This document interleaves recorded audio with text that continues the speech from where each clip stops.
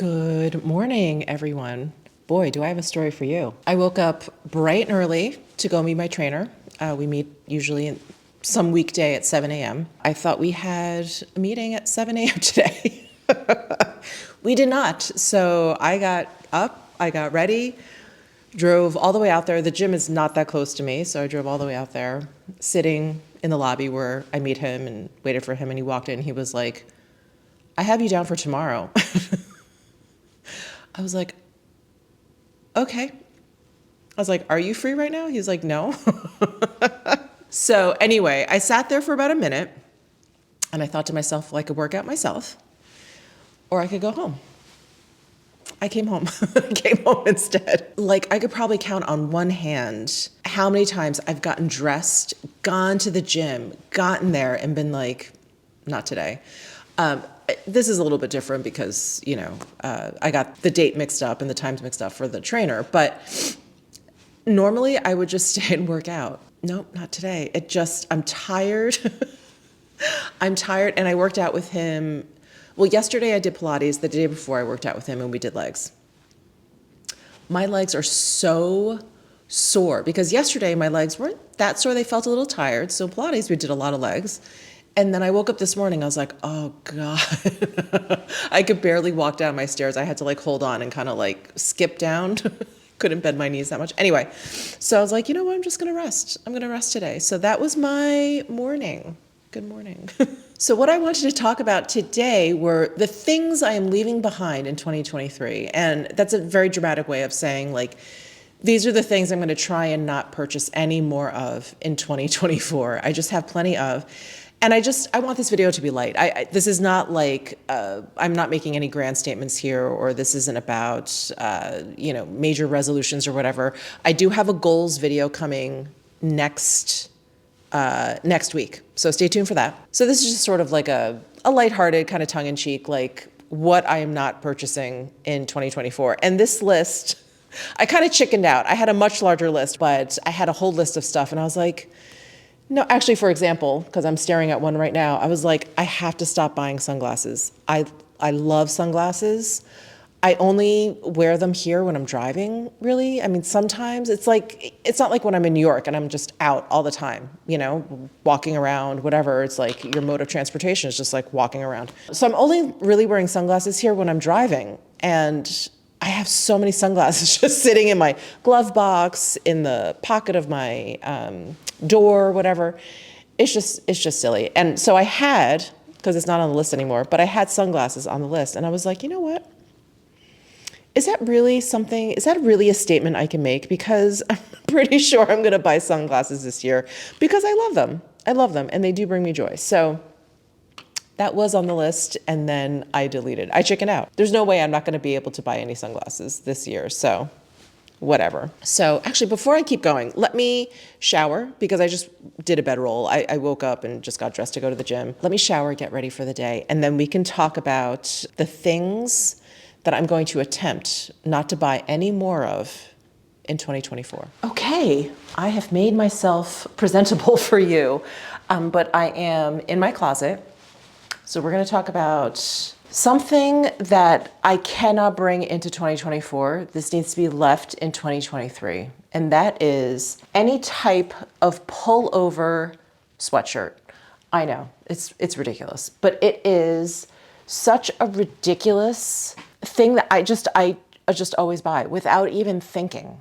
I have, and I'm looking up at it, half of my hanging space is dedicated to basically pullover sweatshirts. I have a couple in here that are cardigans, but maybe there's 2 or 3. But the rest are just pullover sweatshirts. And they can be crew neck, they can be hoodie, but I have way too many. Who dedicates this much hanging space to sweatshirts, of all things? And you may ask, why do you keep them all? Why don't you donate some? Hand some off to some others, sell some on Mercari. I also can't let them go. I love them too much. For example, I have this vintage printed Prada one. I have this Dries Van Noten. It's like a, hold on, let me get it out. It's like a short sleeve one that I really love. I have this teddy bear one. I have, okay, that's a zip up, so that's okay. I can get zip ups. I just can't get any more pullovers because I also wear pullovers less than zip ups too. I have my 5-borough hoodies, which I love. I've got this Loewe one, which I'm obsessed with. I love that as well. I have my Pat McGrath one. I think you can see the golden eye up there. I mean, I love them all. I really do. But enough is enough, and I have to draw the line. So I'm not bringing any pullover sweatshirt energy into 2024. Now, like I just mentioned, I can get zip ups because I love a good hoodie. They're much more convenient, right? Because you can just unzip them, take them off, or cardigans. Awesome. Perfect. More, please. But no more pullovers. No more. If I have the option for a zip front of some sort, I reach for that anyway. So definitely one thing I am not going to be purchasing any in 2024. I have a feeling later on this year, you guys are going to be throwing this video back in my face, but that's okay. I'm making the bold statement now for no more pullovers in 2024. I have got to put some lip gloss on. I feel I need more than lip gloss. I don't know if this is going to help me, but I feel like I look super pale today. I'm definitely going to have to put on some makeup. Anyway, we are continuing on my list because I'm determined. We're continuing on this list of things that I am not purchasing in 2024, energy I'm not bringing in from 2023. The next one on my list is mugs. I mean, who's with me? We all have way too many mugs, right? They're just overflowing.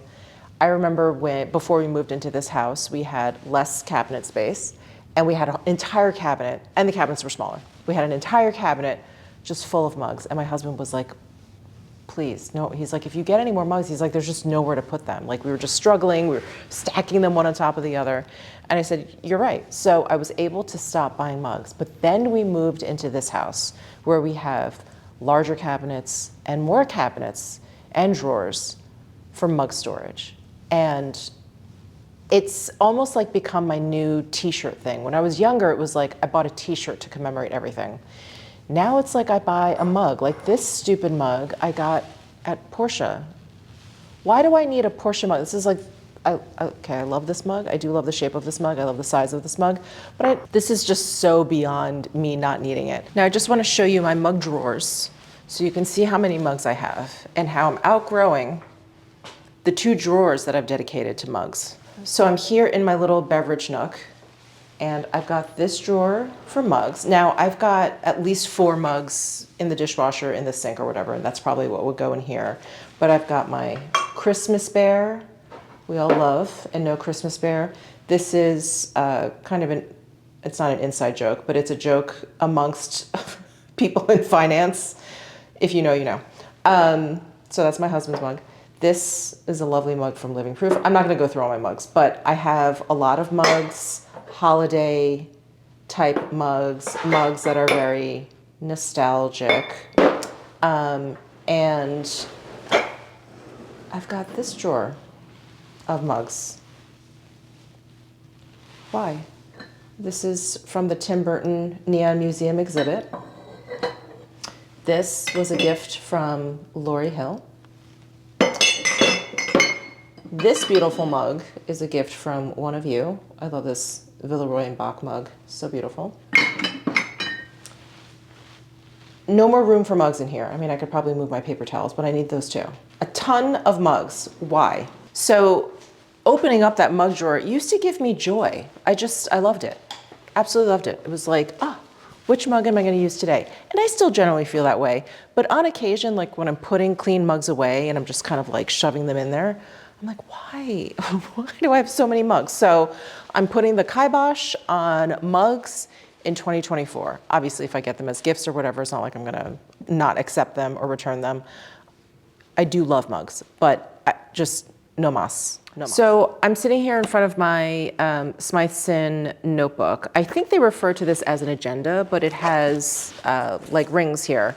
And of course you can put in like planner type pages in here with dates and to do and whatever. I just put in like blank pages because I have a planner for more of that business, which I'll show you in my goals video, which will be coming up next week. I've ordered the planner. It should be coming this weekend. Anyway, so I use this more as just like a notebook. And I write just random to-do lists, some notes if I'm on a call or whatever. Basically, it's just like my jotting down notebook. Now, I don't know if you guys know this about me, but I love, love, love stationery. I really do. I love like washi tape and the pens. And when I was little, I collected stickers, like all that stuff. And so I've accumulated a lot of notebooks. And I'm a little embarrassed to show you this pile of notebooks, but I'm going to. But I just want to say that I do find notebooks to be very handy.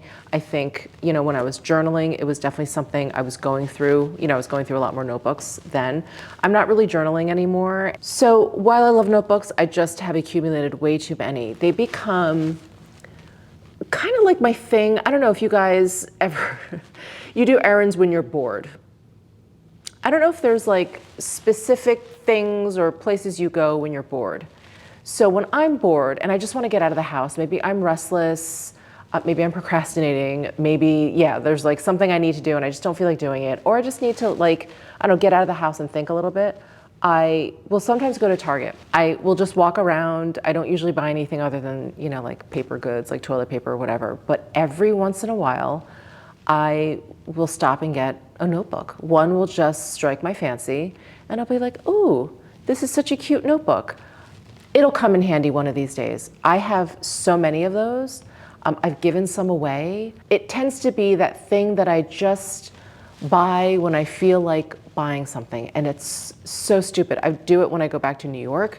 They have some great stationery stores. There's one on 8th Street down in the Village called, I think it's like the Rand McNally stationery store. Oh my God, what is it called?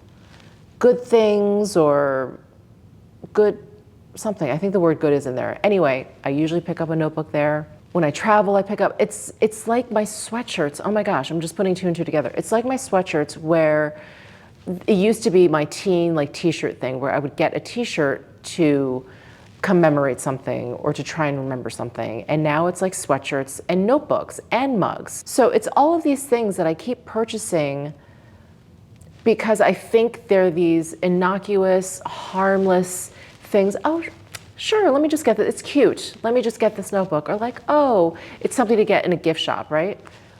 But it's such a waste. I just have a pile of notebooks. It's so stupid. Actually, now that I'm talking about it, let me introduce you to my pile of notebooks. Actually, they're kind of all over the place. Let me gather them all up first. Hang on. Now, here is my pile of notebooks. Why? Why so many, Michelle? Why so many? And just to be clear, when I say notebook, I just mean like just pages, lined, plain pages, sketchbooks, things like that. Not planners necessarily, because I don't buy a lot of planners. And I use them on and off. You know, planners is a whole nother thing. Of course, I'll get to that next week when I talk about my planner and goals and stuff like that. But these are all just plain sheeted notebooks. I have 2 traveler's notebooks. I thought having a little small portable one would make more sense because I have the taller traveler's notebook that I was using for a little while, and then I just kind of stopped and I thought, oh, maybe it's because it's too big and I'm just not carrying it around with me enough. No, Michelle, that's not it. I have a couple inserts in this traveler's notebook. I bought the pen. I have a little clip to keep your page. Nope, I don't really use those. This was actually a gift. I don't know if they gave this to me in store. I think it was in store. I think it was when I purchased something around the holidays, not this past year, the year before. And they threw this little notebook in there. And I was like, oh my God, this is so great. Is it great? I maybe used, I don't know, 10 pages of it. These are used pages. I have this Midori MD notebook. It's a Japanese notebook. I bought the plastic cover for it. Obviously, I really like the size. It is very portable. It has almost like a graph paper on the inside. It is very unique. And I was, again, using it A little bit. What was I using this for? I was just taking notes on like favorites and stuff like that, you know, making my lists. But the thing is, I'll open up a notebook, I'll start making a list, and then, I don't know, for some reason, maybe I put it down, I walk into another room and I'm like, oh, I need to make a note of something. And then I'll grab a notebook that's even closer to me. I won't go back to the other notebook, which is why I have, I want to say 10 to 20 pages written in all of these notebooks, but that's it.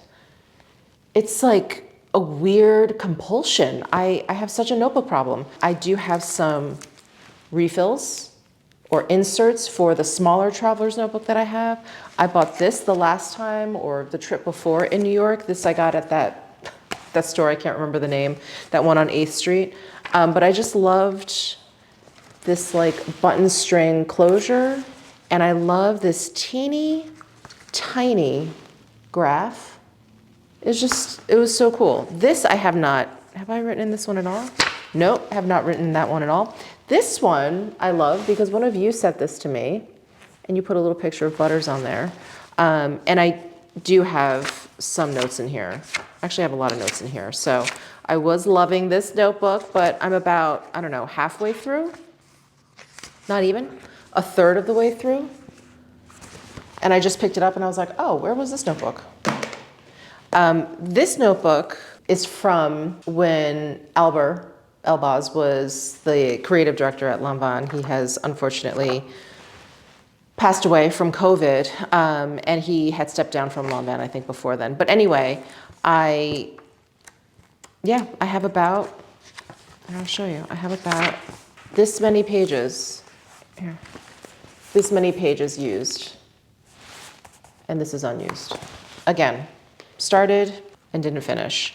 This notebook, I think I traveled with a lot. I actually see, I see knitting notes in here. So that's how old this notebook is. This is another Japanese notebook. And I love that it is like an landscape, up-down kind of notebook. Of course, you can use it this way as well. This one actually maybe is almost done. Is that possible? Yeah, this one is almost done. I'm like doing that thing that I can't stand, like when people leave just a little bit of like milk left in a carton and they put it back. I'm like, just finish it. That's what I'm doing here. This is all used up, and this, I just need to finish this. Why? Why have I not finished this? I got some of these Dior notebooks when I went to the Dior exhibit in New York. See, it's like taking the place of me getting like t-shirts or whatever. I have this notebook, which is very similar to the one I was showing you from Smythson. Why did I have to get the Smythson one? Because I had this for a long time, but this is like a little binder book. And I actually got this at a knitting retreat. It's got sheets in here. I mean, why? Why did I need to get another one? This I just thought was super cool. I got this at Kinokuniya in New York, a Japanese bookstore. And it has 3 types of pages in here. You have lined pages, graph paper, plain paper, and it's all on this like craft paper. It's really cool. This is the cover, very neat. Never used it. I have fashionary notebooks. I know I have a lot of these. I actually don't know where they are. I think I put them someplace else, but this is where I did like sketches for designs and stuff when I was doing knitwear design. Yeah, I have plenty of pages left. Oh, look at my sketches. I have plenty of pages left, but this is a specialized notebook. Maybe this doesn't count. This is a notebook that I got at Target. This was one of those like, oh, look how cute this is. I can just leave this on my desk and use it. Like it's different from any other stupid notebook I have. This was sent to me from Laura Mercier. Sorry, I don't know why this turned into like a notebook collection video, but here we are. I have a smaller fashionary. This is even, look how dusty this is. But this is a notebook that I got from one of the knitting companies that I worked for. They even monogrammed it here. But this is a beautiful sketchbook, plain. A notebook I got off of Amazon. It's like leather bound and it has pages in here. It's don't use that. Some inserts for my traveler's notebook. And then, oh, here's another one from Target. Yep, just a big old sketchbook. I haven't sketched since I was a knitwear designer. So what's going on? Why would I need that? Why did I think that was a good idea? And I bought those two from Target on 2 separate trips. And I remember going to, where was I? I was somewhere, it wasn't Target. Oh, I was like at a Staples. I needed boxes, that's what it was. I went to Staples, I had to get boxes, and they had to go to the back and get some for me. So I ended up kind of walking around the store waiting for them. And they had, because I'm in Staples, they had notebooks. And I was like, oh, maybe I should get a notebook for the new year. This was in Mishmas, I remember, it was like in December. Maybe I should get a notebook for the new year. Those words actually crossed my mind. No more notebooks, stop it, you're being ridiculous. So, oh wait, I see another notebook. One moment, please. This I bought off of Jet Pens, which is like an online stationery store, and I think their focus is on Japanese stationery. So this is from Midori, Japanese stationery. It says, My Stories and Memories. Look how cute this is. It has like all these different animals. Not one page has been written on. No more notebooks in 2024.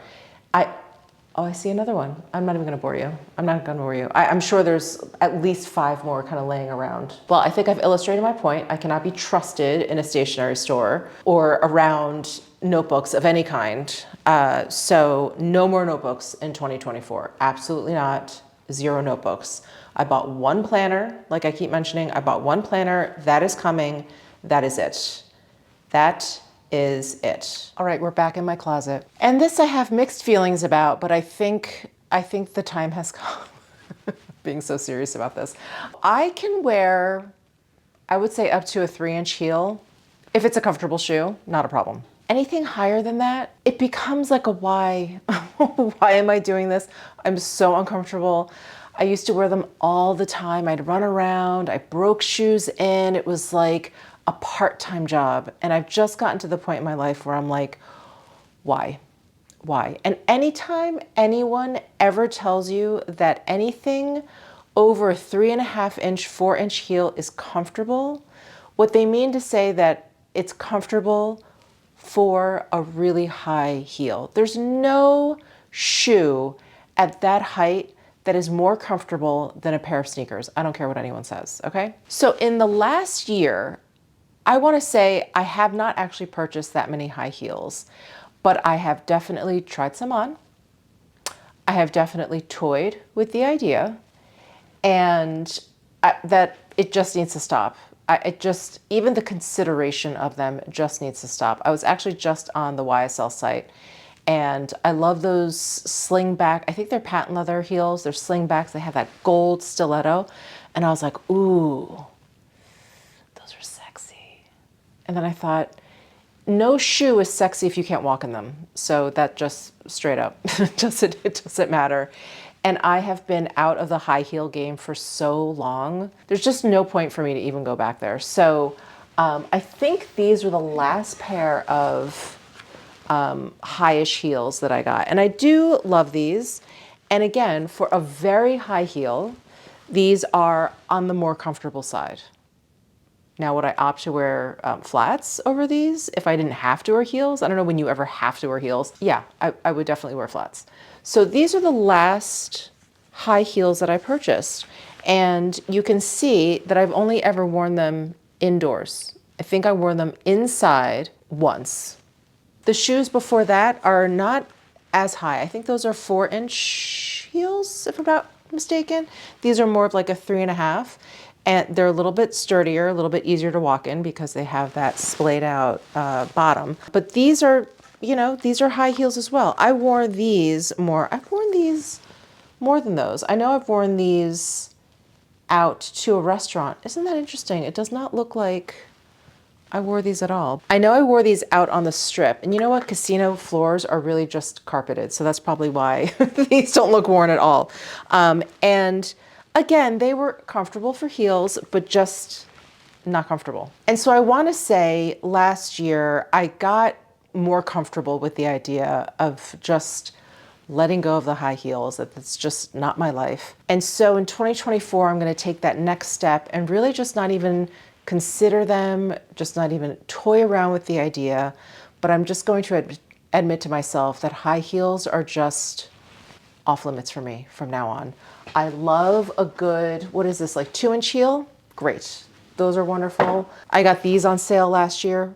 Great, super comfortable heel. And then these are, I believe, like a 3-inch heel that I got from Fendi. These, I could wear all night. So this is basically like my standard. What I can and cannot wear. So this and below, yes. This or above, no, not an option. As you guys know, I wear these all the time. Acceptable. These are a great heel height. Very easy to walk in. When I brought you over here, you thought I was gonna say dad sandals, didn't you? Nope, those are still on the menu. Well, I'm interrupting this video for an unboxing. I just got this gift from Selfridges. I don't know who it is or who it's from. I don't know if maybe there's something in the box, but I just have like a commercial invoice here. I have no idea. Okay, let's open this up. Did I order this? No, I haven't made a Selfridges order. Ooh, Armani Privé. Oh, sorry, the writing is so tiny on there. Haute Couture fragrances. Oh, wow. Oh, look at that. Oh, look at this. How beautiful. Wow. So we have a pit. Oh, wow, I cannot pronounce that one. Here, let me hold it up. We have that one. We have a Rose Bolano, a Jasmine Cusimano, the Yulong, and the Vetiver d'Hiver. Ooh, I didn't put any fragrance on today. Let's try the Jasmine one, the one in the middle. Ooh, that's beautiful. You know, my first Armani Privé fragrance was that Bois d'Ansen.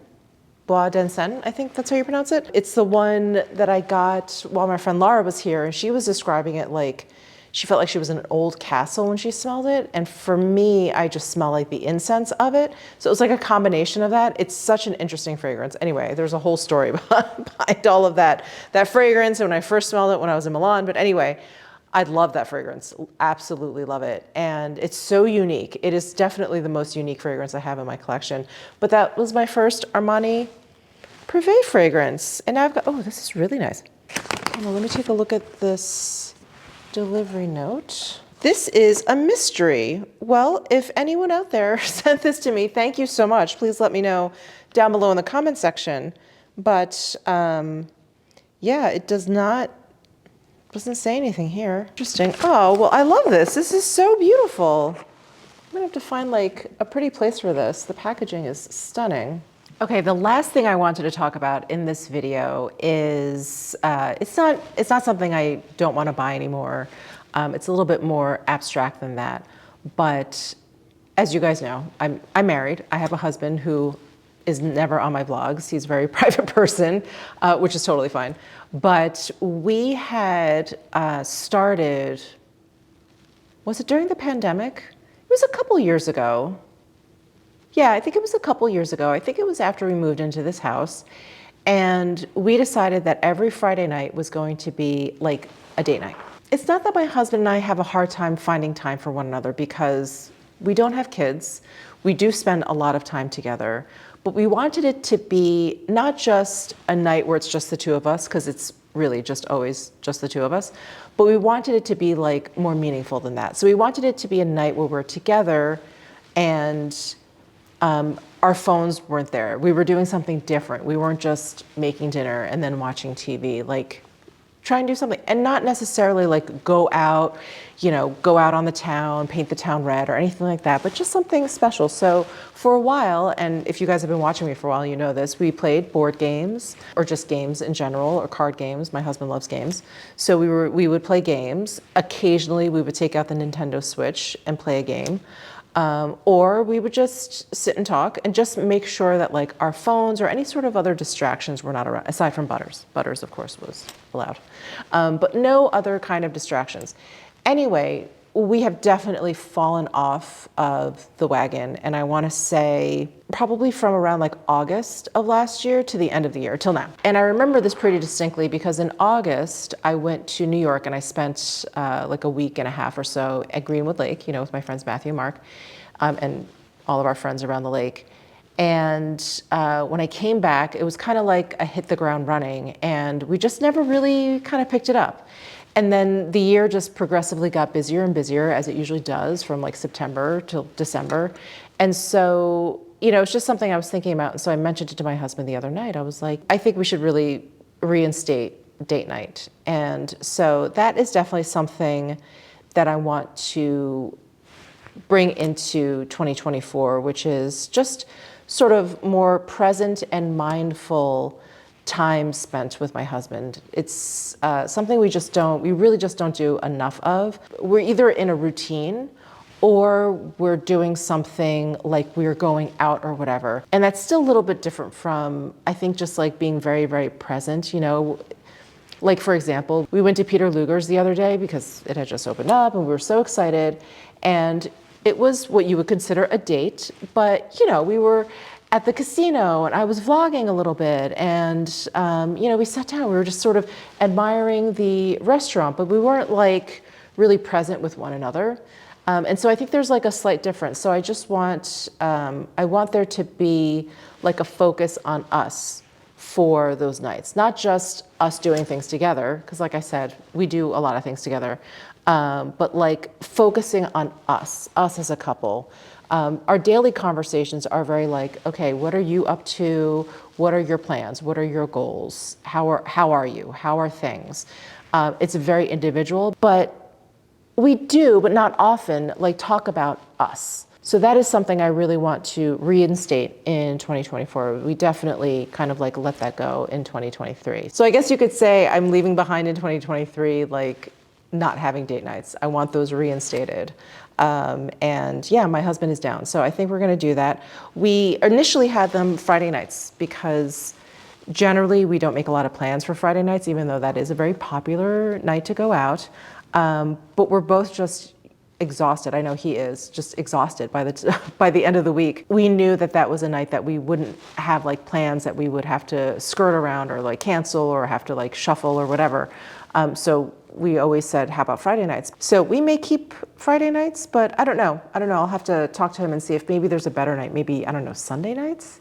Although Sunday nights is like getting ready for the week and blah, blah, blah. So I don't know, we'll see. But I definitely want to do it once a week. We can definitely make time for ourselves at least once a week. So that is it for this vlog. Thank you guys so much for tuning in. I hope this was fun to watch. And I hope you guys let me know down below in the comment section what some things you are leaving behind in 2023, whether it be things that you just need to stop buying, like mugs and notebooks, or attitudes or a way of thinking or something like that you want to kind of leave behind in 2023. So that's it. I will see you guys in my next vlog. Bye.